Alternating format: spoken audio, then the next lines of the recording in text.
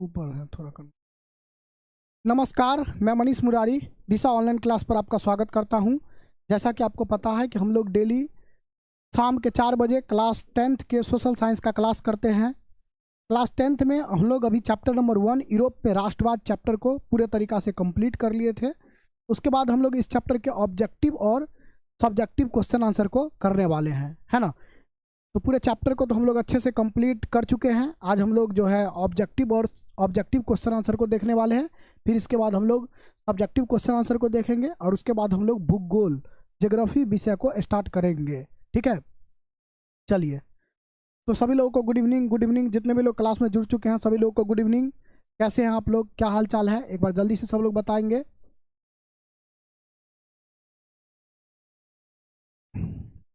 Good evening सभी लोगों को। चलिए, तो हम लोग पूरे चैप्टर को अच्छे से कंप्लीट कर चुके थे और पूरे चैप्टर को हम लोग अच्छे से कंप्लीट कर चुके थे। उसके बाद लास्ट में आपको पूरा चैप्टर का जो इम्पोर्टेंट बात है, इम्पोर्टेंट डेट है, ये भी आपको हम बता दिए थे। ठीक है, आप सब लोग अच्छे से चैप्टर को रिवीजन वगैरह कर लिए होंगे। सब लोग अच्छे से रिवीजन कर लिए होंगे तो आराम से आपसे, है ना, हर एक सवाल जो है अच्छे से क्या हो जाएगा, बनेगा, कोई भी दिक्कत नहीं होगा। ठीक है, चलिए। तो बिना देर किए हुए हम लोग क्लास को स्टार्ट करते हैं और देखते हैं ऑब्जेक्टिव क्वेश्चन आंसर, है ना। चैप्टर 1 का ऑब्जेक्टिव क्वेश्चन आंसर हम लोग देखते हैं एक एक करके सारा जितना भी इम्पोर्टेंट ऑब्जेक्टिव क्वेश्चन आंसर है उसको हम लोग अच्छे से देखते हैं। बिहार बोर्ड मैट्रिक परीक्षा 2027 के लिए हम लोग पढ़ाई कर रहे हैं। विषय क्या है, तो विषय इतिहास है और चैप्टर है यूरोप में राष्ट्रवाद। यूरोप में राष्ट्रवाद चैप्टर का आज आपका ऑब्जेक्टिव क्लास होने वाला है।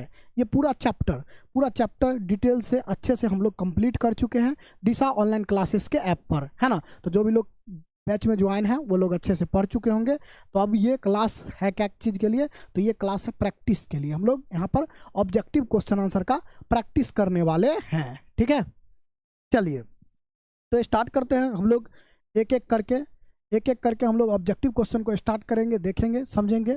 उससे पहले जान लीजिए कि आप इस क्लास को देख रहे हैं, इस क्लास को आप देख रहे हैं ड्रीम 450 बैच के माध्यम से। ड्रीम 450 बैच जो कि क्लास 10th के बच्चों के लिए है, जिस विषय में आपको, है ना, सारे सब्जेक्ट का live class, recorded class, crash course, exam Sarathi course, ये चारों कोर्स आपको मिलता है।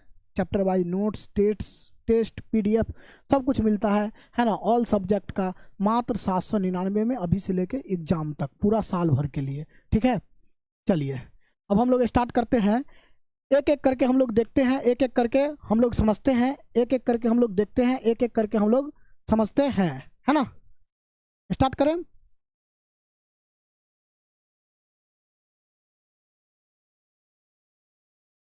चलिए, और आप सब लोग फालतू कमेंट मत करिए, चुपचाप पढ़ाई पे आप ध्यान दीजिए, अच्छे से समझिए अब एक एक करके सारे क्वेश्चन आंसर को, है ना।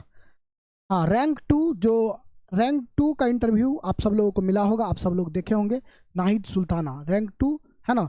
जो नाहिद सुल्ताना है दिशा ऑनलाइन क्लासेस की सेकेंड टॉपर, तो उनका आप सब लोग इंटरव्यू देखे होंगे, सुने होंगे। जिनको सोशल साइंस में 100 में 100 नंबर था। और भी इंटरव्यू आपको मिलेगा जल्दी ही, धीरे धीरे एक एक करके आपको इंटरव्यू मिलेगा। अभी से लेके साल तक, पूरे साल भर आपको मिलते रहता है ना, एक एक करके इंटरव्यू। ठीक है, चलिए स्टार्ट करते हैं हम लोग। ऑब्जेक्टिव को कैसे लिखना है, पहले देखिए ऑब्जेक्टिव क्वेश्चन जो है कहाँ से बनता है। तो ऑब्जेक्टिव क्वेश्चन आपका बुक के किसी भी लाइन से बन सकता है ना। बुक के किसी भी लाइन से बन सकता है। हम लोग पूरे थ्योरी को पढ़े एक एक करके। अब बुक है और बुक में से कोई भी लाइन उठाया उसको ऑब्जेक्टिव बनाया जा सकता है ना। तो ऑब्जेक्टिव क्वेश्चन पर अच्छे से कमांड करने के लिए बुक को पढ़ना क्या होता है, जरूरी होता है। ठीक है, पूरे चैप्टर को तो पढ़ना ही है, उसके साथ साथ बुक को भी अगर एक बार पढ़ लिया जाए, उसको एक बार देख लिया जाए, जो इम्पोर्टेंट आपका फैक्ट है उसको हाईलाइट कर लिया जाए, अंडरलाइन कर लिया जाए, तो पूरा ऑब्जेक्टिव पर अच्छे से क्या हो जाता है, कमांड हो जाता है। ठीक है, समझ गए। चलिए, तो अब जो है सिर्फ यहाँ पे जो क्वेश्चन हम करेंगे उससे रिलेटेड बात ही कमेंट बॉक्स में लिखिएगा, बाद बाकी कुछ भी अभी मत लिखिएगा। कुछ पूछना होगा तो लास्ट में आप सब लोग 5 मिनट आपको लास्ट में टाइम देंगे, वहाँ पे आप पूछ लीजिएगा। ठीक है, स्टार्ट करें। बताइए, क्वेश्चन नंबर 1 आपका है कि रक्त और लौह की नीति का आंदोलन किसने किया। हम लोग पढ़े थे रक्त और लौह की नीति का आंदोलन किसने किया, तो जर्मनी का एकीकरण करवाने के लिए, जर्मनी का एकीकरण करवाने के लिए बिस्मार्क ने क्या किया था, रक्त एवं लोह के नीति का जो है रक्त एवं लोह के नीति का अवलंबन किया था, है ना। बिस्मार्क का मानना था कि जर्मनी का एकीकरण कराने के लिए क्या करना होगा, युद्ध करना होगा, और इसीलिए बिस्मार्क रक्त और लोह के नीति का अवलंबन किया था। और जर्मनी के एकीकरण कराने के लिए युद्ध भी हुआ था, है ना, डेनमार्क के साथ युद्ध हुआ था, है ना, हुआ था ना, डेनमार्क के साथ, उसके बाद ऑस्ट्रिया के साथ और फ्रांस के साथ 3 युद्ध जो है जर्मनी का एकीकरण कराने के लिए बिस्मार्क के द्वारा किया गया था। और इसीलिए जो है इन्होंने रक्त और लोह की नीति का क्या किया था, अवलंबन किया था। ठीक है, समझ गए। नेक्स्ट क्वेश्चन हम लोग देखते हैं, क्वेश्चन नंबर 2। नेक्स्ट क्वेश्चन आपका है क्वेश्चन नंबर 2। इसको हम लोग देखते हैं, इसको हम लोग समझते हैं कि ऑस्ट्रिया का चांसलर कौन था। ऑस्ट्रिया का चांसलर कौन था, हम लोग देखे थे कि ऑस्ट्रिया के बारे में, है ना, जब वियना सम्मेलन हो रहा था तो वियना सम्मेलन की अध्यक्षता ऑस्ट्रिया के चांसलर के द्वारा ही किया गया था। तो ऑस्ट्रिया जो देश है उसके चांसलर कौन थे, तो उसके चांसलर थे मेटरनिक, है ना, जो कि एक प्रतिक्रियावादी व्यक्ति थे। और इन्होंने ही क्या किया था, तो इन्होंने ही वियना सम्मेलन का अध्यक्षता किया था। पूछा जाए वियना सम्मेलन का अध्यक्षता किसके द्वारा किया गया, तो वियना सम्मेलन का अध्यक्षता मेटरनिक के द्वारा किया गया। वियना सम्मेलन कब हुआ था, 1815 ईस्वी में। वियना सम्मेलन कब हुआ था, वियना सम्मेलन 1815 ईस्वी में हुआ था।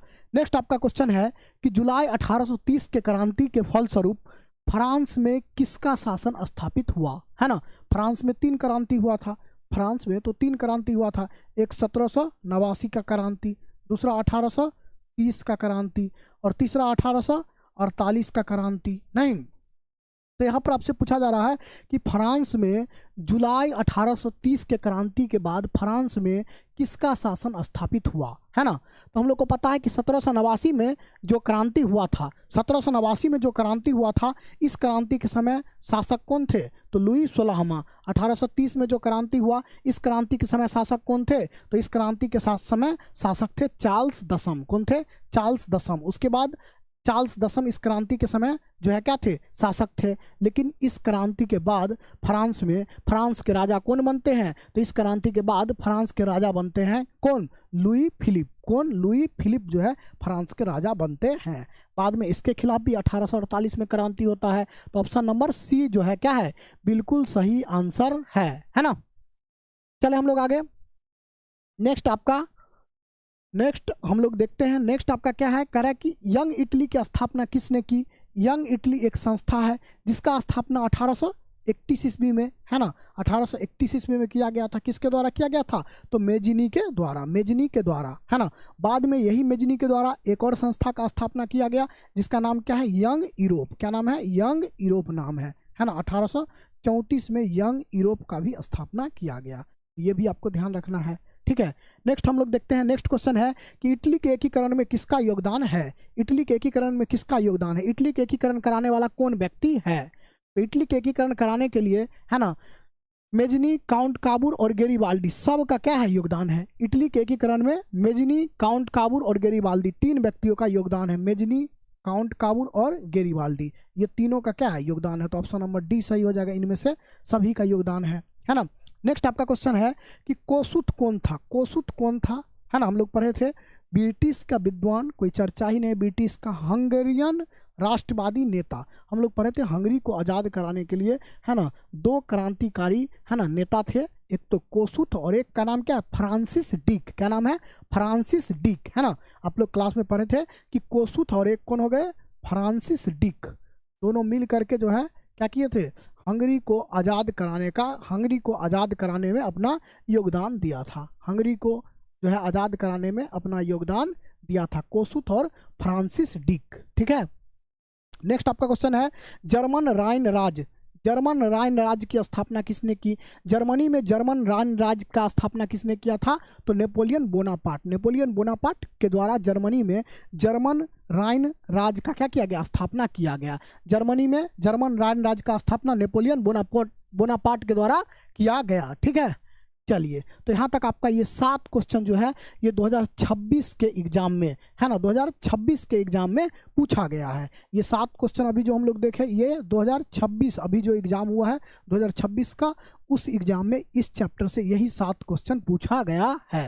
ठीक है, तो बताइए आप सब लोग को 7 में कितना सही हुआ, है ना। ये सातों क्वेश्चन जो है आपका क्या है कि 2026 के एग्जाम में पूछा हुआ, अभी जो एग्जाम हुआ है ना 2026 में, उसी एग्जाम में ये क्वेश्चन सबको पूछा गया है। तो चैप्टर पढ़ने के बाद आराम से आपसे क्वेश्चन बन रहा है 2026 का क्वेश्चन, एक बार जल्दी से सब लोग बताएंगे। इस चैप्टर में हम लोग क्या करने वाले हैं, तो जितने भी आपके अभी तक के एग्जाम में पूछे गए क्वेश्चन हैं उसको हम लोग कवर करने वाले हैं, है ना। जितने भी क्वेश्चन हैं सबको कवर करने वाले हैं, इसके साथ साथ कुछ एक्स्ट्रा क्वेश्चन भी करने वाले हैं, मतलब पूरा एकदम बहुत सारा प्रैक्टिस हम लोग करने वाले हैं, है ना।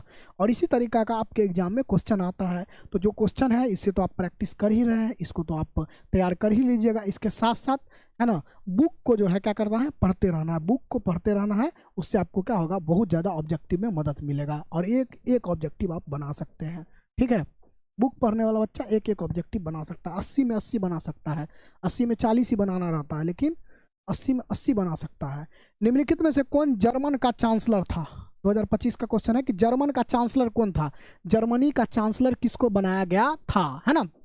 जर्मनी का चांसलर कौन था, तो जर्मनी का चांसलर कौन है, मेजनी, हिगेल या बिस्मार्क। तो ऑप्शन नंबर सी बिल्कुल सही आंसर है, बिस्मार्क, है ना। जर्मनी का चांसलर कौन था, जर्मनी का चांसलर था बिस्मार्क, है ना। नेक्स्ट हम लोग चले आगे। नेक्स्ट आपका क्वेश्चन है कि नेपल्स की क्रांति कब हुई थी, है ना। नेपल्स की क्रांति कब हुई थी, ये आपसे पूछा जा रहा है कि नेपल्स की क्रांति कब हुई थी। तो हम लोग को पता है नेपल्स की क्रांति के बारे में कि एक नेपल्स का क्रांति जो हुआ था वह क्या हो गया था, जब असफल हो गया था। नेपल्स का क्रांति जब क्या हो गया था, असफल हो गया था।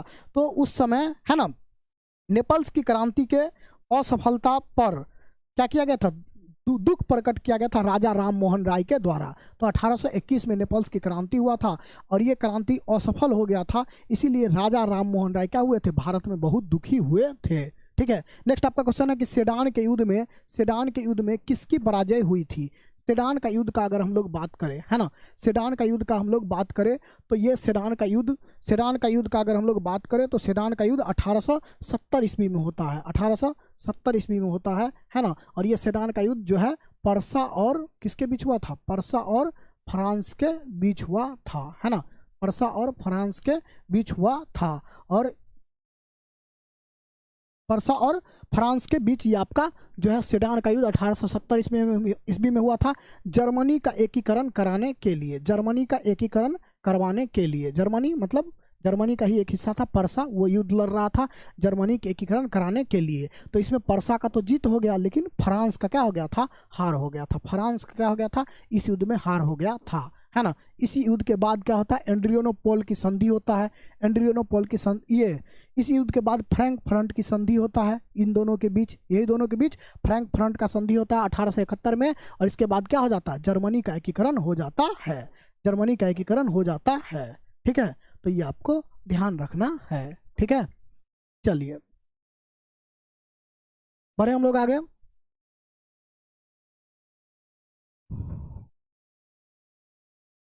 नेक्स्ट आपका है कि निम्न में से किसने अपने देश में अनिवार्य सैन्य सेवा लागू कर दिया था। कौन ऐसा व्यक्ति था जो अपने देश में अनिवार्य सैन्य सेवा लागू कर दिया था, तो बिस्मार्क जो है जर्मनी का एकीकरण कराने के लिए बिस्मार्क जो है जर्मनी में रक्त और लोह की नीति लाया था, रक्त और लोह की नीति। और इसके साथ साथ अनिवार्य रक्त और लोह की नीति भी लाया, और इसके साथ अनिवार्य जो है क्या कर दिया, है ना, अनिवार्य सैन्य सेवा भी क्या कर दिया था, लागू कर दिया था। तो ये दोनों बात आपको याद रखना है, बिस्मार्क, है ना, कि कौन अपने देश में अनिवार्य सैन्य सेवा लागू करता है और रक्त और लोह की नीति को लागू करता है, तो बिस्मार्क।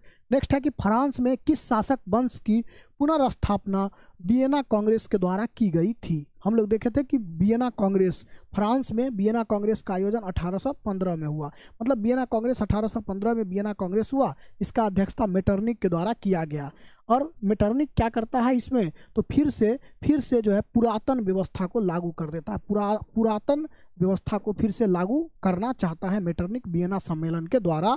और मेटरनिक क्या करता है फ्रांस में, तो फ्रांस में जो है पहले जो है बुर्बो वंश का शासन था, तो उसी वंश को फिर से पुनर्स्थापित कर दिया, बुर्बो वंश के, है ना, बुर्बो वंश को फिर से क्या कर दिया, पुनर्स्थापित कर दिया था, ठीक है। पहले भी बुर्बो वंश का ही यहाँ पर शासन था, उसके बाद नेपोलियन आ गया था, फिर से जो है यहाँ पर मेटरनिक क्या करता है 1815 के बाद बुर्बो वंश को ही जो है यहाँ पर शासन का स्थापना कर देता है। ठीक है, नेक्स्ट आपका क्वेश्चन है कि इटली के एकीकरण का प्रमुख नायक कौन था? इटली का एकीकरण किसके द्वारा करवाया गया? तो मेजनी, काउंट काबूर और गेरिबाल्डी, इन लोगों का इटली के एकीकरण में अहम योगदान रहा है। मेजनी, काउंट काबूर और गेरिबाल्डी, इन सभी लोगों का इटली के एकीकरण में अहम योगदान रहा है। नेक्स्ट आपका क्वेश्चन है कि 1853-54 के क्रीमिया के युद्ध में, 1853-54 में जो क्रीमिया का युद्ध हुआ था, इस युद्ध में काउंट काबूर जो कि इटली का था, काउंट काबूर ने किस देश की ओर से युद्ध में सम्मिलित होने की घोषणा की थी? तो 1853-54 में क्रीमिया का युद्ध हो रहा था, उस युद्ध में काउंट काबूर जो है किसको मदद किया था? फ्रांस को मदद किया था। किसको मदद किया था? फ्रांस को मदद किया था। क्यों किया था?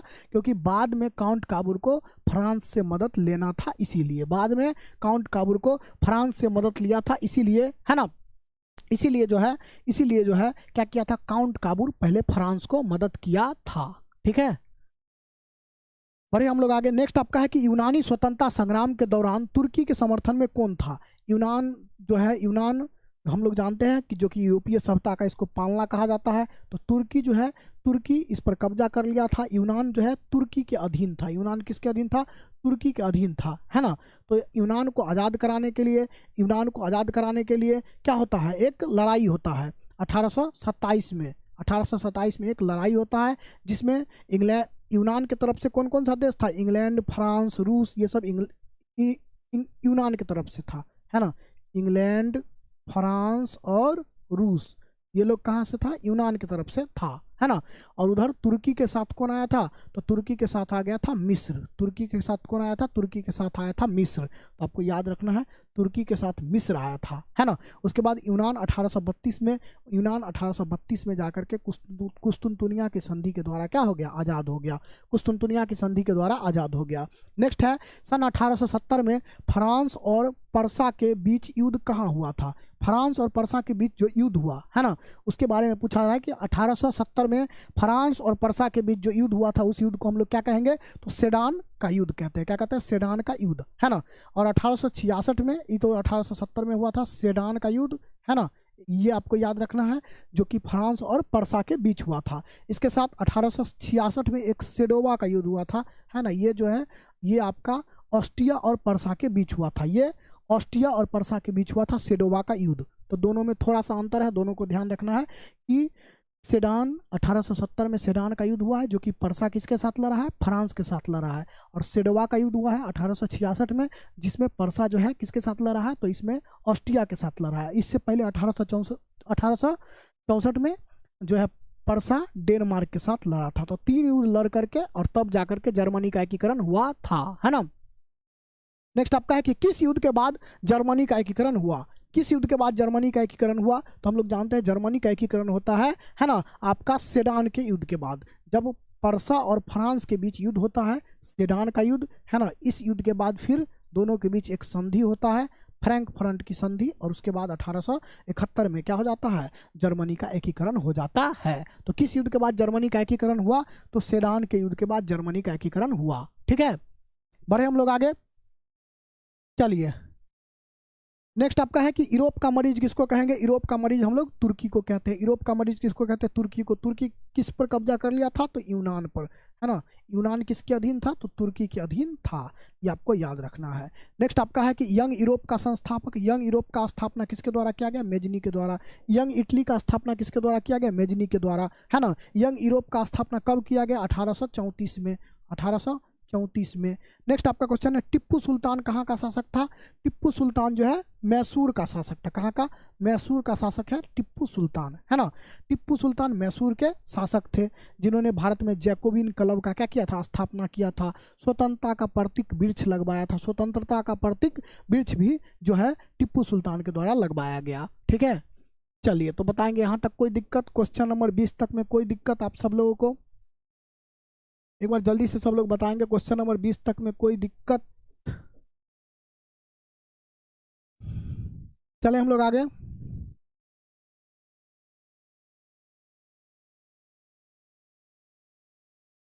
चलिए, अब कमेंट मत करिए, एक ही कमेंट आप इतना बड़का बड़का लिख रहे हैं, फला इमोजी उमोजी लगा करके, तो संजय सर ब्लॉक कर दिए इसीलिए ना, है। अब कमेंट इतना बड़का बड़का फालतू लिखने का जरूरत नहीं ना है। अब हम भी ब्लॉक कर देंगे ना यहाँ पर। ठीक है, आपको हम बोल दिए हैं पहले ही क्लास में कि क्लास में पढ़ाई से रिलेटेड ही कमेंट करना है, बाद बाकी कोई समस्या है तो उसको लास्ट में कमेंट करना है। फिर भी आप देख रहे हैं कि सब बच्चा लिख रहा है पढ़ाई से रिलेटेड कमेंट, और आप क्या लिख रहे हैं कि हमको ब्लॉक कर दिए हैं संजय सर। और 1 घंटा से वही, आधा घंटा से वही देख रहे हैं कि चल रहा है, 20 क्वेश्चन पार हो गया, एक भी आपको समझ में नहीं आया होगा। ध्यान तो कमेंट पर है और दूसरा का भी ध्यान भटका रहे होंगे क्या। चलिए, यहाँ तक कोई दिक्कत।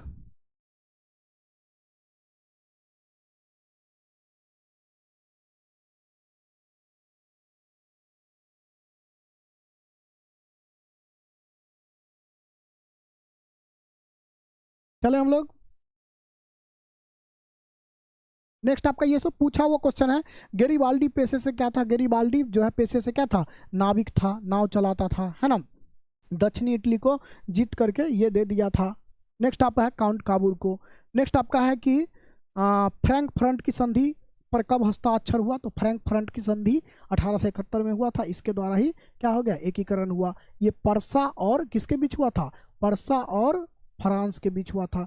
परसा और फ्रांस के बीच 1871 में फ्रैंकफर्ट की संधि हुआ, इसी के द्वारा क्या हुआ, जर्मनी का एकीकरण हुआ, इसी के द्वारा जर्मनी का एकीकरण हुआ। नेक्स्ट है कि 1871 में कौन सी संधि हुई, तो अभी तुरंत हम लोग देखे हैं 1871 में फ्रैंकफर्ट की संधि हुआ, इसी के द्वारा क्या हुआ, जर्मनी का एकीकरण हुआ। नेक्स्ट है कि 1830 के क्रांति के बाद फ्रांस में किस प्रकार का शासन स्थापित हुआ। 1830 में क्रांति हुआ था, 1830 में कौन था राजा, चार्ल्स, चार्ल्स जो है, चार्ल्स दसम, ये जो है यहाँ के राजा थे फ्रांस के। इसके खिलाफ 1830 में क्या होता है, क्रांति होता है। इस क्रांति के बाद यहाँ पर क्या होता है, इस क्रांति के बाद यहाँ पर कौन सा शासन का स्थापना होता है, तो संघीय शासन व्यवस्था, संघीय शासन का स्थापना नहीं हुआ था। संघीय शासन हम लोग पॉलिटिकल साइंस में पढ़ेंगे, यहाँ पर 2 सरकार होता है, एक केंद्र सरकार और एक राज्य सरकार, है ना। तो संवैधानिक राजतंत्र का स्थापना हो गया, मतलब संविधान के द्वारा चलने वाला राजतंत्र, तो इसी का स्थापना हुआ। पहले सीधा राजतंत्र था, लेकिन 1830 के क्रांति के बाद संवैधानिक राजतंत्र का स्थापना हुआ। तो ऑप्शन नंबर बी जो है इसका सही आंसर हो जाएगा, है ना। नेक्स्ट आपका है कि जर्मनी के एकीकरण के लिए कौन उत्तरदायी था, जर्मनी का एकीकरण कौन करवाया, तो बिस्मार्क, जर्मनी का एकीकरण बिस्मार्क करवाया था। नेक्स्ट आपका है, नेक्स्ट आपका क्वेश्चन है कि इटली के एकीकरण में किसका संबंध नहीं है, इटली का एकीकरण कौन कौन करवाया, तो इटली के एकीकरण मेजनी, काउंट काबूल और गेरिबाल्डी, ये तीनों लोग करवाया है। बिस्मार्क का इसमें कोई संबंध नहीं है, बिस्मार्क का इसमें कोई संबंध नहीं है। बिस्मार्क जर्मनी का एकीकरण करवाया, बिस्मार्क किसका आंसर करवाया है, बिस्मार्क जो है जर्मनी का एकीकरण करवाया है ना। ठीक है, चलिए नेक्स्ट आपका है कि इटली और जर्मनी के एकीकरण के विरुद्ध निम्न में कौन था, इटली और जर्मनी का एकीकरण कौन नहीं होने देना चाहता था, तो ऑस्ट्रिया, ऑस्ट्रिया जो था ये इटली और जर्मनी का एकीकरण नहीं होने देना चाहता था, है ना। ये ऑस्ट्रिया हर जगह, ये ऑस्ट्रिया का जो चांसलर मेटरनिक था, ये क्या था, ये जो है, ये जो है एक प्रतिक्रियावादी था, जो कोई सुधार होने देना नहीं चाहता था, है ना। चाहता था कि फ्रांस में राजतंत्र ही रहे, ठीक है, फ्रांस में राजतंत्र ही रहे। इटली और जर्मनी, है ना, इटली और जर्मनी, इटली और जर्मनी जो है यहाँ पर क्या रहे, ये टुकड़ा टुकड़ा में बटा रहे, ये जो है मेटरनिक का मानना था। नेक्स्ट है जर्मनी के एकीकरण का प्रमुख वास्तुकार कौन था, जर्मनी के एकीकरण का प्रमुख वास्तुकार कौन था, तो बिस्मार्क जो है जर्मनी के एकीकरण का वास्तुकार था, जर्मनी का एकीकरण बिस्मार्क करवाया था। फ्रैंकफर्ट की संधि कब होता है, 1871 में, किसके किसके बीच, तो परसा और फ्रांस के बीच फ्रैंकफर्ट का संधि 1871 में हुआ, इसी के द्वारा जर्मनी का एकीकरण हुआ। जालबेरिन संबंधित है, जालबेरिन किसका संस्था है ना, तो हम लोग देखे थे जर्मनी में जो व्यापारियों का संस्था था, जर्मनी के जो व्यापारियों का संस्था था उसी को जालबेरिन कहा गया, है ना। जो परसा के नेतृत्व में, ये जालबेरिन संस्था का नेतृत्व जर्मनी में कौन कर रहा था, तो परसा के नेतृत्व में इसका गठन किया गया था 1834 में। कब किया गया था, परसा के नेतृत्व में इसका गठन किया गया 1834 में, ठीक है। यहाँ तक कोई दिक्कत, क्वेश्चन नंबर 30 तक हम लोग पहुंच चुके हैं, बताएंगे क्वेश्चन नंबर 30 तक में कोई इशू, कोई दिक्कत।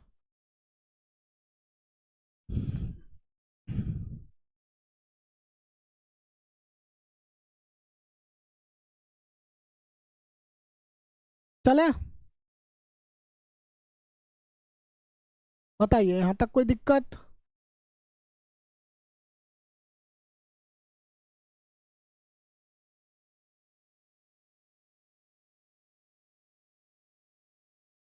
नेक्स्ट हम लोग बढ़े आगे। नेक्स्ट आपका है कि सार्डिनिया का राजा कौन था? सार्डिनिया पीडमोंट का राजा कौन था? सार्डिनिया पीडमोंट का राजा विक्टर एमुनियल कौन था? विक्टर एमुनियल सार्डिनिया पीडमोंट का शासक था, है ना। नेक्स्ट हम लोग देखते हैं आगे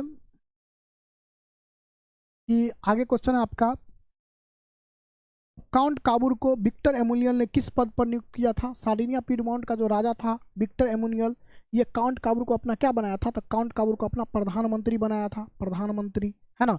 नेक्स्ट आपका है कि वियना सम्मेलन कब होता है? वियना सम्मेलन 1815 में ईस्वी में हुआ था। ये कहाँ हुआ था? तो ऑस्ट्रिया की राजधानी वियना में, ऑस्ट्रिया की राजधानी वियना में। इसका अध्यक्षता किसके द्वारा किया गया? तो इसका अध्यक्षता मेटरनिक के द्वारा किया गया। किसके द्वारा? मेटरनिक के द्वारा इसका अध्यक्षता किया गया। नेक्स्ट आपका क्वेश्चन है, निम्न में से किसके योगदान से इटली का एकीकरण पूरा हुआ? इटली के एकीकरण में किसका किसका योगदान है? तो मेजनी, काउंट काबूर और विक्टर एमुनियल, है ना। इन सभी का योगदान से कहीं ना कहीं क्या होता है? तो इटली का एकीकरण पूरा होता है। इटली के एकीकरण करने में इन सभी का योगदान है, मेजनी, काउंट काबूर और विक्टर एमुनियल, इन सभी का क्या है? योगदान है, ठीक है। नेक्स्ट आपका क्वेश्चन है, रक्त और लोह की नीति का अवलंबन किसने किया? रक्त और लोह की नीति का अवलंबन बिस्मार्क के द्वारा किया गया, जर्मनी का एकीकरण करवाने के लिए। जर्मन राइन राज्य का निर्माण किसने किया था? तो नेपोलियन बोनापार्ट ने जर्मन राइन राज्य का निर्माण किया था 1806 ईस्वी में। नेक्स्ट आपका है, लुई 16वां को फांसी कब दिया गया? लुई 16वां हम लोग जानते हैं कि 1789 में जो क्रांति हुआ था, इस क्रांति के समय लुई 16वां ही फ्रांस के राजा थे, है ना। लुई 16वां के खिलाफ ही 1789 में फ्रांस में क्रांति हुआ था। इस क्रांति के बाद 1793 में लुई 16वां को क्या दे दिया गया? फांसी दे दिया गया। 1793 में लुई 16वां को फांसी दे दिया गया, ठीक है। चलिए नेक्स्ट आपका है कि हीगेल किस देश का दार्शनिक था? हीगेल किस देश का दार्शनिक था? तो हीगेल जर्मनी का दार्शनिक था, है ना। बिस्मार्क जो था ये हीगेल के विचारों से क्या था? प्रभावित था। बिस्मार्क किसके विचारों से प्रभावित था? तो बिस्मार्क हीगेल के विचारों से प्रभावित था, ये भी आपको ध्यान रखना है।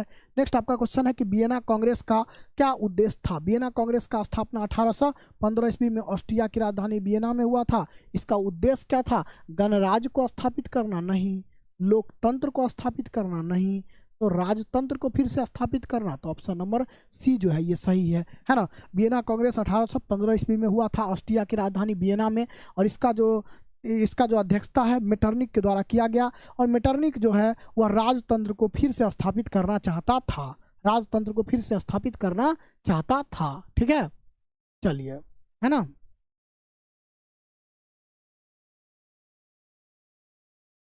चले हम लोग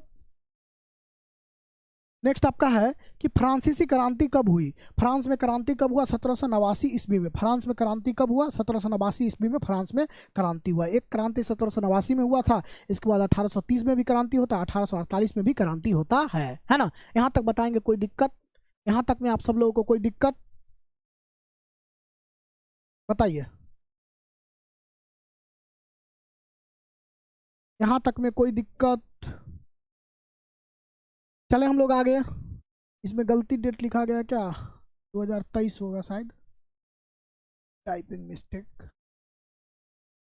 40 तक में कोई दिक्कत नहीं, बढ़े हम लोग आगे। चलिए बढ़ते हैं, नेक्स्ट हम लोग आगे देखते हैं। नेक्स्ट है कि मेजनी का संबंध किस संगठन से था? मेजनी का संबंध किस संगठन से था? लाल सेना से, कार्बोनरी से, डाइट से, जालबेरिन से। तो मेजनी जो है कार्बोनरी नाम के संगठन से जुड़ा हुआ था, है ना। मेजनी यंग इटली और यंग यूरोप का भी स्थापना किया था। नेक्स्ट है कि राष्ट्रीय आंदोलन का केंद्र जेना विश्वविद्यालय कहाँ स्थित है? तो जर्मनी में जो है एकीकरण करने के लिए जो है यहाँ पर जो छात्र थे, शिक्षक थे, सब लोग योगदान दे रहे थे, और उसका केंद्र था येना विश्वविद्यालय या जेना विश्वविद्यालय, जो कि कहाँ था? ये जर्मनी में था। येना विश्वविद्यालय या जेना विश्वविद्यालय ये आपका जर्मनी में था। कोसुत का संबंध किस देश से है? कोसुत और फ्रांसिस डिक। कोसुत और फ्रांसिस डिक जो है हंगरी के क्रांतिकारी नेता थे, राष्ट्रवादी नेता थे।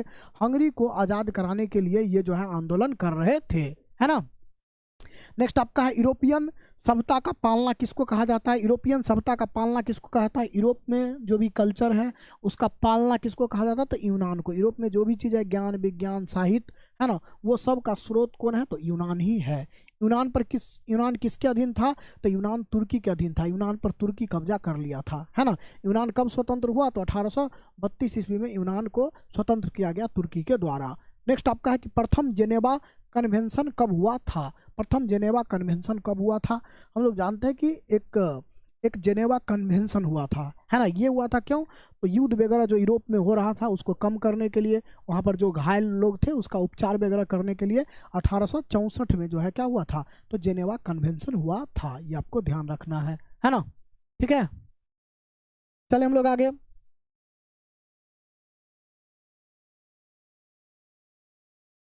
चले हम लोग आगे, बताइए। नेक्स्ट आपका है कि इटली का एकीकरण कब पूरा हुआ। तो इटली का एकीकरण हम लोग जानते हैं 1871 ईस्वी में पूरा हो गया। मेजनी, काउंट काबूर और गेरिबाल्डी के योगदानों से। लुई फिलिप किस देश का शासक था। लुई फिलिप किस देश का शासक था, तो फ्रांस में 1848 में जो क्रांति हुआ था उस क्रांति के समय राजा कौन थे, तो यही लुई फिलिप थे। लुई फिलिप ही क्या थे, 1848 के क्रांति के समय राजा थे फ्रांस के, है ना। ठीक है, नेक्स्ट आपका है कि 1871 में विलियम प्रथम कहाँ के शासक बने। तो हम लोग देखे थे, एक थे फ्रेडरिक विलियम जो पहले शासक थे, फिर उसके बाद विलियम राजा बने। फिर जब जर्मनी का एकीकरण हो गया तो वहाँ पर जो है ना, वहाँ पर जो है कौन राजा बनते हैं, तो वो बन जाते हैं विलियम प्रथम शासक बनते हैं 1871 में एकीकरण होने के बाद, है ना। जर्मनी का एकीकरण होने के बाद, ठीक है, ये विलियम कहाँ, विलियम जो है क्या होते हैं, तो जर्मनी के एकीकरण होने के बाद यहाँ के शासक बनते हैं, है ना, ध्यान रखिएगा। ठीक है, नेक्स्ट आपका क्वेश्चन है कि बोहेमिया किस देश के अधीन था। बोहेमिया किस देश के अधीन था। बोहेमिया भी एक छोटा सा देश था, तो बोहेमिया पर किसका कब्जा था, ऑस्ट्रिया, यूनान, तुर्की या पोलैंड, है ना। बोहेमिया एक छोटा सा देश था और बोहेमिया जो है किसके अधीन था, तो ये ऑस्ट्रिया के अधीन था। ऑस्ट्रिया का यहाँ पर क्या था, कब्जा था। बोहेमिया पर ऑस्ट्रिया का कब्जा था। ठीक है, नेक्स्ट आपका है किस संधि के द्वारा जर्मनी का एकीकरण पूरा हुआ। जर्मनी का एकीकरण करने के लिए फ्रैंकफर्ट का संधि हुआ था। कौन सा संधि, फ्रैंकफर्ट का संधि हुआ था 1871 में, और इसी संधि के द्वारा जर्मनी का एकीकरण क्या होता है, पूरा होता है। जर्मनी का एकीकरण पूरा होता है फ्रैंकफर्ट की संधि के द्वारा, जो कि है ना पर्सा और फ्रांस के बीच हुआ था। किसके किसके बीच हुआ था, पर्सा और फ्रांस के बीच हुआ था। ठीक है, बताइए यहाँ तक कोई दिक्कत, यहाँ तक कोई दिक्कत।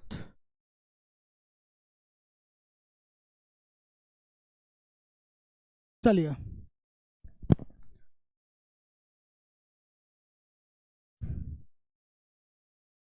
ठीक है,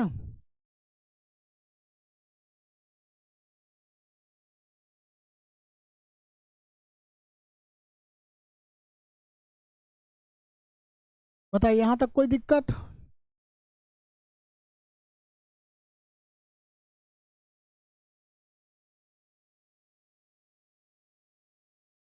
चले हम लोग आगे। नेक्स्ट आपका किस युद्ध के बाद जर्मनी का एकीकरण पूरा हुआ। जर्मनी के एकीकरण के लिए कौन सा युद्ध हुआ था, तो हम लोग को पता है कि जर्मनी का एकीकरण करने के लिए पर्सा और ऑस्ट्रिया के बीच जो युद्ध हुआ था, पर्सा और ऑस्ट्रिया के बीच जो युद्ध हुआ था उस युद्ध का नाम क्या था, सेडान का युद्ध, है ना। सेडान का युद्ध जो कि 1870 ईस्वी में होता है। पर्सा और ये पर्सा और फ्रांस के बीच हो जाता है 1870 में आपका सेडान का युद्ध। इसी युद्ध के द्वारा जर्मनी का एकीकरण पूरा हो गया, है ना। अब आगे आपका प्रैक्टिस के लिए क्वेश्चन है। इधर आपका क्वेश्चन बैंक का क्वेश्चन था, यहाँ तक आपका 50 नंबर 49 नंबर तक आपका क्वेश्चन बैंक का ज़्यादातर क्वेश्चन था। आगे शायद अब प्रैक्टिस का क्वेश्चन आएगा, देखिएगा। नेक्स्ट आपका क्वेश्चन है कि किस युद्ध के बाद जर्मनी का एकीकरण पूरा हुआ, सेडान का युद्ध। यूरोप में राष्ट्रवाद की शुरुआत कहाँ से होता है, यूरोप के देशों में राष्ट्रवाद का शुरुआत कहाँ से हुआ, फ्रांस में। 1789 में फ्रांस में क्रांति हुआ, इसके बाद जो है ये इटली, जर्मनी हर जगह पहुंचा। तो 1789 के क्रांति के बाद ही है ना पूरे यूरोप में राष्ट्रवाद का शुरुआत होता है।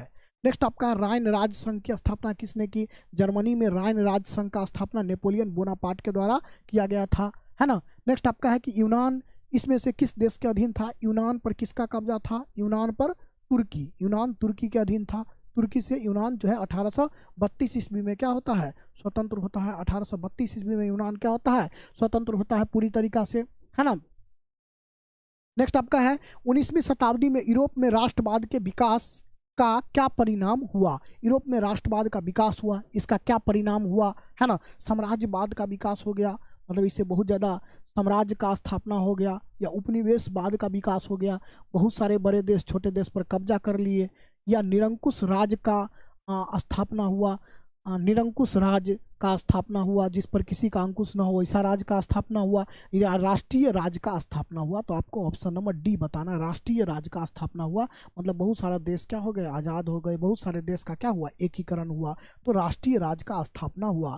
फ्रांस में राष्ट्रीय राज्य का स्थापना हुआ, राष्ट्रवाद का स्थापना हुआ। इटली में हुआ, जर्मनी में हुआ, हर जगह राष्ट्रवाद का स्थापना हुआ। नेक्स्ट आपका है 1789 की फ्रांसीसी क्रांति के समय वहाँ किस राजा का शासन था। 1789 में जब फ्रांस में क्रांति हुआ था तो वहाँ पर लुई 16वां राजा थे, जो कि बुर्बो वंश के राजा थे। किस वंश के, बुर्बो वंश के लुई 16वां राजा थे। 1789 की क्रांति के समय लुई 16वां राजा है, जो किस वंश का है, तो बुर्बो वंश का है।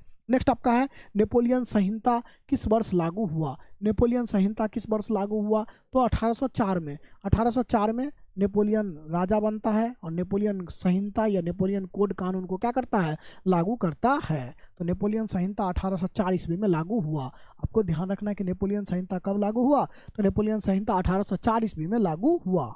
ठीक है, चलिए हम लोग आगे। नेक्स्ट आपका क्वेश्चन है कि मार्सिले किस देश का राष्ट्रगीत है। मार्सिले जैसे हम लोग के यहाँ जनगण मनगण वगैरह होता है, तो उस तरीका से मार्सिले आपके फ्रांस का क्या है, राष्ट्रगीत का नाम है। याद रखना है, फ्रांस में कई क्रांति के बारे में हम लोग पढ़े हैं, और ये मार्सिले आपका जो है ये कहाँ का, तो फ्रांस का राष्ट्रगीत का नाम है। ठीक है ना। चले हम लोग, नेक्स्ट आपका क्वेश्चन है कि इटली और जर्मनी वर्तमान में किस महादेश के अंतर्गत आते हैं। तो इटली हो गया, जर्मनी हो गया, ये सब वर्तमान में यूरोप महादेश के अंतर्गत आते हैं, यूरोप महादेश के अंतर्गत आते हैं। नेक्स्ट है वियना कांग्रेस का स्थापना कब हुआ। 1815 ईस्वी में वियना कांग्रेस का स्थापना हो गया। ये ऑस्ट्रिया के चांसलर मेटरनिक के द्वारा क्या किया गया, ऑस्ट्रिया के चांसलर मेटरनिक के द्वारा जो है इसका अध्यक्षता किया गया था। ये आपको याद रखना है। ऑस्ट्रिया की राजधानी वियना है, वियना ऑस्ट्रिया की राजधानी है ना। चले यहाँ तक हम लोग कोई दिक्कत बताएंगे, क्वेश्चन नंबर 60 तक में कोई दिक्कत।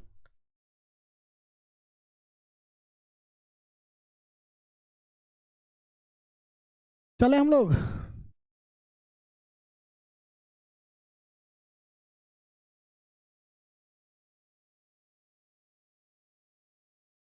चलिए नेक्स्ट आपका है वियना किसकी राजधानी है। तो ऑस्ट्रिया की राजधानी वियना, ऑस्ट्रिया की राजधानी वियना है, जहाँ पर 1815 में क्या हुआ था, वियना सम्मेलन हुआ था, है ना। 1815 में यहीं पर वियना सम्मेलन हुआ था। वियना सम्मेलन की अध्यक्षता किसने किया, 1815 में वियना सम्मेलन हुआ। इसका जो अध्यक्षता है वह किसके द्वारा किया गया, ऑस्ट्रिया के चांसलर मेटरनिक के द्वारा किया गया। ऑस्ट्रिया के चांसलर मेटरनिक जो है इसका अध्यक्षता किए थे, है ना। नेक्स्ट आपका है कि निम्नलिखित में से वियना सम्मेलन में कौन राष्ट्र सम्मिलित नहीं था। वियना सम्मेलन में कौन शामिल नहीं था, ब्रिटेन, रूस, फ्रांस, ये सब देश पहले था, है ना। तो ये सब शामिल था जो कि 1815 में वियना सम्मेलन हुआ। लेकिन इसमें जर्मनी नहीं शामिल हुआ था, जर्मनी इस समय था ही नहीं, तो ये शामिल नहीं हुआ था। परसा शामिल हुआ था, है ना, परसा शामिल हुआ था। ठीक है, समझ गए। नेक्स्ट आपका आगे हम लोग देखते हैं। नेक्स्ट है कि वियना सम्मेलन में पवित्र संघ की योजना किसने प्रस्तुत की थी। वियना सम्मेलन में पवित्र संघ की स्थापना किसने प्रस्तुत की थी, तो आपको ध्यान रखना है रूस ने, है ना। वियना सम्मेलन में जो पवित्र संघ की स्थापना है ये रूस के द्वारा प्रस्तुत किया गया था। नेक्स्ट आपका है मेटरनिक कौन था। मेटरनिक ऑस्ट्रिया का चांसलर था, है ना, जो ऑस्ट्रिया का चांसलर था, जो वियना सम्मेलन का 1815 में अध्यक्षता किया। मेटरनिक व्यवस्था का उद्देश्य क्या था। मेटरनिक व्यवस्था जो 1815 में वियना सम्मेलन में के द्वारा स्थापित हुआ, इसका उद्देश्य क्या था, गणतंत्र का स्थापना करना नहीं, प्रजातंत्र का स्थापना करना नहीं, पुरातन व्यवस्था को फिर से लागू करना, ये बात सही है। पुराना व्यवस्था को फिर से लागू करना, राजतंत्र को फिर से लागू करना, यही जो है मेटरनिक का क्या था, सोच था। यही मेटरनिक चाहता था कि फिर से हम क्या करें, पुराना व्यवस्था को लागू करें, फिर से जो है राजतंत्र को लागू करें। जब फ्रांस छींकता है तो बाकी यूरोप को सर्दी जुकाम हो जाता है, यह किसने कहा था। बोला था अगर फ्रांस छींकता है तो इससे क्या होता है, पूरे यूरोप महादेश को सर्दी जुकाम हो जाता है। ये किसने कहा था, तो ये मेटरनिक का कहना था। मेटरनिक का कहना था कि फ्रांस में जब क्रांति हुआ तो यूरोप के सभी देश में क्रांति होने लगा, इसीलिए जो है मेटरनिक का कहना था कि जब फ्रांस छींकता है तो यूरोप के सभी देशों को सर्दी जुकाम हो जाता है। ये मेटरनिक का मानना था, है ना। नेक्स्ट आपका है कि कार्लसबाद आज्ञापत्तियों द्वारा मेटरनिक ने क्या किया। कार्लसबाद का आदेश जो कि जर्मनी में जारी किया गया था, नहीं, यहाँ पर जो एकीकरण हो रहा था, एकीकरण के लिए आंदोलन हो रहा था उसको दबाने के लिए, है ना, आंदोलन को दबाने के लिए कार्लसबाद का आदेश जारी किया गया था।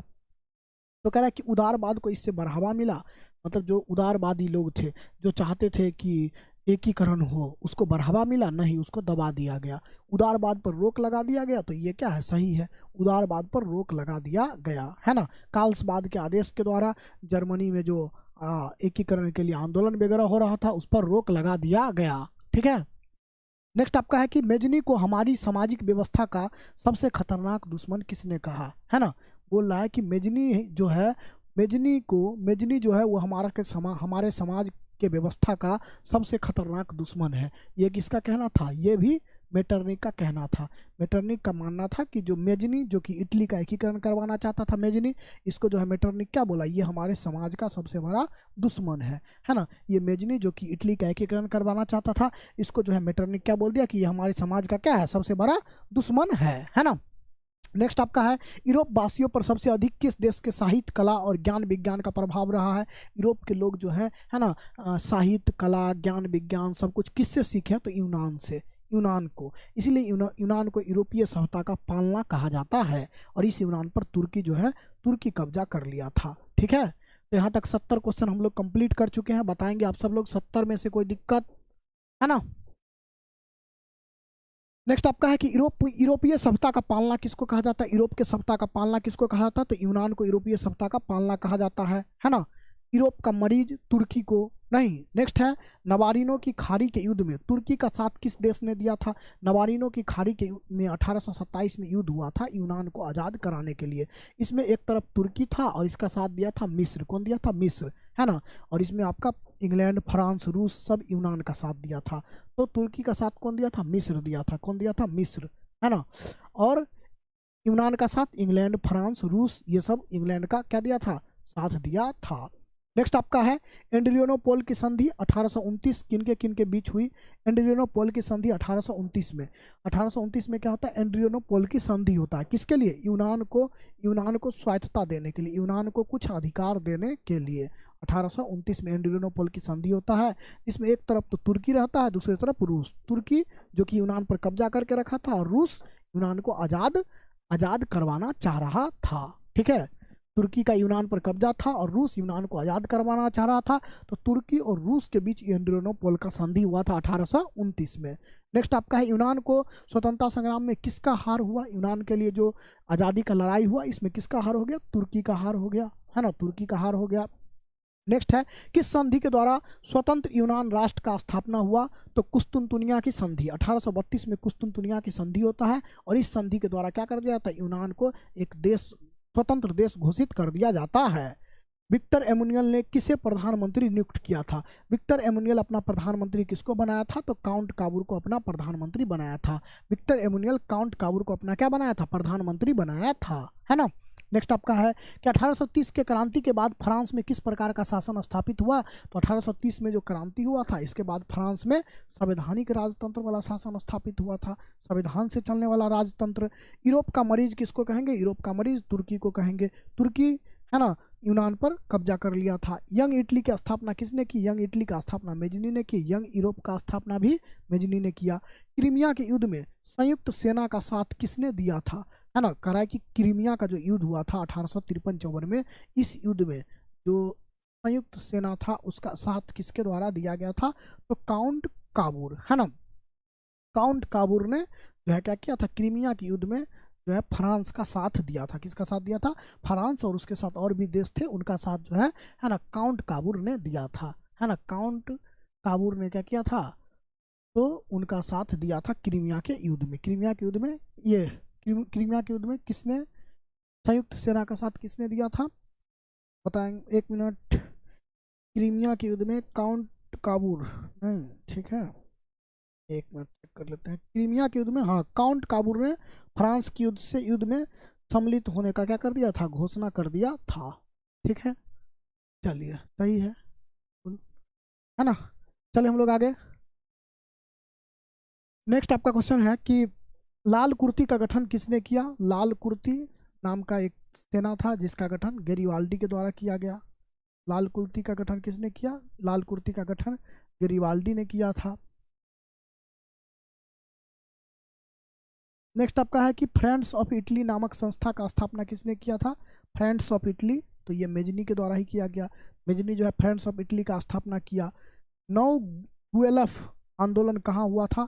नौ गुएलफ आंदोलन, है ना, नौ गुएलफ आंदोलन कहाँ हुआ था? तो ये भी इटली को में ही एक प्रकार का आंदोलन था, जो इटली को ही आज़ाद कराने के लिए ये आंदोलन चल रहा था, है ना, इटली को ही आज़ाद कराने के लिए ये आंदोलन भी चल रहा था, नौ गुएलफ आंदोलन। ठीक है, चलिए नेक्स्ट आपका है कि कार्बोनरी की स्थापना, कार्बोनरी जिससे मेजनी जुड़ा हुआ था, मेजनी जो है इससे जुड़ा हुआ था, इसका स्थापना 1810 ईस्वी में हुआ था। नेक्स्ट आपका है कि मेजनी का संबंध किस संगठन से था? तो कार्बोनरी से था, इसका स्थापना 1810 में हो गया। गेरिबाल्डी पेशे से क्या था? एक नाविक था, है ना, बाद में किसान की तरह जीवन जीने लगा। जर्मनी के एकीकरण में किसका महत्वपूर्ण योगदान है? तो बिस्मार्क का, बिस्मार्क जर्मनी का एकीकरण करवाता है। 39 राज्यों का जर्मन महासंघ की स्थापना किसने की? जर्मन महासंघ का स्थापना नेपोलियन बोनापार्ट के द्वारा किया गया, जर्मन राइन राज्य संघ जिसको कहते हैं। नेक्स्ट है बिस्मार्क पर्सा का प्रधानमंत्री किस वर्ष बनता है? बिस्मार्क को पर्सा का प्रधानमंत्री बनाया जाता है ये 1862 में। इसके बाद ये 1864 में, 1866 में, है ना, 1870 में लगातार जो है क्या करता है? युद्ध लड़ता है, 3 युद्ध लड़ता है, और उसके बाद जो है क्या करवा देता है? तो जर्मनी का एकीकरण हो जाता है। नेक्स्ट आपका है जर्मनी के एकीकरण के लिए बिस्मार्क ने कितने युद्ध किए? तो 3 युद्ध किए थे। 1866 में डेनमार्क के साथ, 1864 में डेनमार्क के साथ जो है युद्ध हुआ, 1866 में आपका जो है ये ऑस्ट्रिया के साथ युद्ध हुआ, और 1870 में जो है ये आपका फ्रांस के साथ युद्ध हुआ। तो 3 युद्ध हुआ था, है ना। तो बताएंगे यहाँ तक में कोई दिक्कत? 70 तक में कोई दिक्कत? नेक्स्ट आपका है कि सेडोवा के युद्ध में किसकी पराजय हुई? तो सेडोवा का युद्ध हम लोग जानते हैं 1866 ईस्वी में लड़ा गया, ऑस्ट्रिया और पर्सा के बीच लड़ा गया, ऑस्ट्रिया और पर्सा के बीच लड़ा गया, जिसमें पर्सा तो जीता और ये ऑस्ट्रिया का हार हो गया, है ना। नेक्स्ट आपका है सीडान का युद्ध किन के बीच हुआ? ये आपका सेडान का युद्ध 1870 में लड़ा गया, ये पर्सा और फ्रांस के बीच लड़ा गया, पर्सा और फ्रांस के बीच इसको लड़ा गया था। ठीक है, नेक्स्ट आपका है कि सेडान का युद्ध किस वर्ष हुआ? तो सेडान का युद्ध हम लोग जानते हैं 1870 में हुआ, सेडोवा का युद्ध 1866 में हुआ था। नेक्स्ट है कि सेडान के युद्ध में किसका हार हो गया? सेडान का युद्ध का बात करें तो यहाँ पर फ्रांस का ही हार हुआ था। किसका हार हुआ था? फ्रांस का हार हुआ था, और पर्सा का जीत हुआ था 1870 में। नेक्स्ट आपका है सेडोवा का युद्ध किस वर्ष हुआ? तो सेडोवा का युद्ध हम लोग जानते हैं 1866 में हुआ, जिसमें ऑस्ट्रिया का हार हुआ, पर्सा का जीत हुआ, ऑस्ट्रिया का हार हुआ, पर्सा का जीत हुआ, है ना। तो इस तरीका से अगर हम लोग बात करें टोटल तो 95 क्वेश्चन इस चैप्टर में, है ना, हिस्ट्री के जो इस चैप्टर में है 95 क्वेश्चन हम आपको करवा दिए हैं। ठीक है, तो अधिक से अधिक क्वेश्चन है कि अधिक से अधिक आपका क्या है क्वेश्चन है जहाँ से आपको फायदा मिले। 39 राज्यों का जर्मन महासंघ का स्थापना किसने किया? नेपोलियन बोनापार्ट, बिल्कुल सही आंसर है। जर्मन राइन राज्य संघ जिसको हम लोग कहते हैं वही है जर्मन महासंघ। ठीक है, तो ये बिल्कुल सही आपका क्या हो जाएगा? ये आपका नेपोलियन बोनापार्ट हो जाएगा। ठीक है, चले हम लोग यहाँ तक बताएंगे। कोई दिक्कत? कोई दिक्कत है तो बोल दीजिए, हमको लगता है तो कोई दिक्कत आपको नहीं होगा। अगर कोई दिक्कत होगा तो एक बार देख लीजिएगा, मैच कर लीजिएगा। ठीक है, चले हम लोग 34 इटली का एकीकरण पूर्ण हुआ किसके योगदान से? सब लोग का योगदान है इसमें, है ना। Mazzini, Count Cavour, Garibaldi, Victor Emmanuel, सब का योगदान है। रक्त और लोह की नीति, बिस्मार्क, बिल्कुल सही है।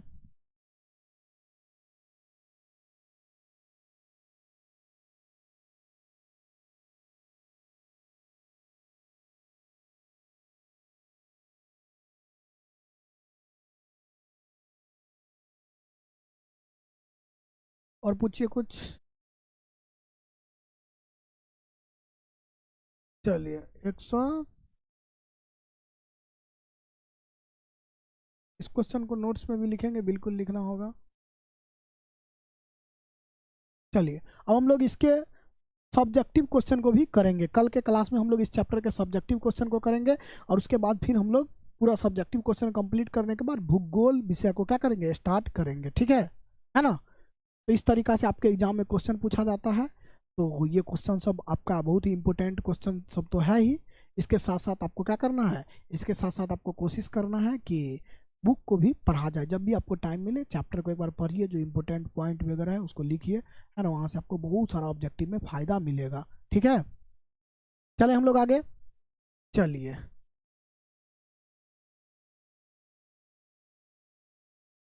88 88 88 क्या हो गया, 88 88 का बी, 88, चलिए, नहीं बिल्कुल सही है, 88 का ए ही होगा, 88 का सी ही होगा। 39 राज्यों का जर्मन महासंघ बोले या जर्मन राइन राज्य संघ बोले, है ना, तो इसका जो है स्थापना नेपोलियन बोनापार्ट के द्वारा ही किया गया था। ठीक है,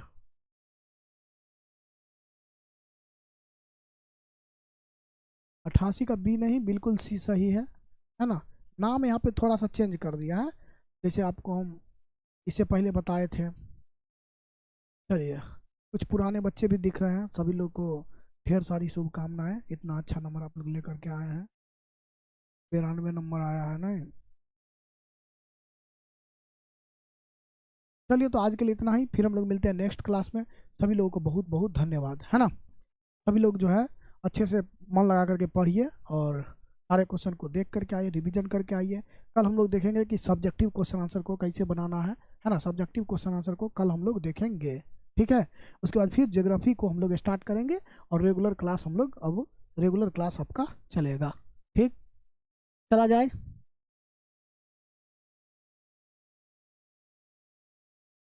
बुक वाला ऑब्जेक्टिव कब कराइएगा, इसी में सब बुक वाला ऑब्जेक्टिव हो गया होगा, है ना। बुक में 10 गो ऑब्जेक्टिव रहता है, इसी में आपका सब हो गया होगा, है ना। एक भी क्वेश्चन बुक का नहीं बचा होगा, ये बुक का ऑब्जेक्टिव है, इसी में सारा ऐड है। ठीक है, बुक में जितना भी ऑब्जेक्टिव है ना आपका, ये सब जो है इसमें ऐड है।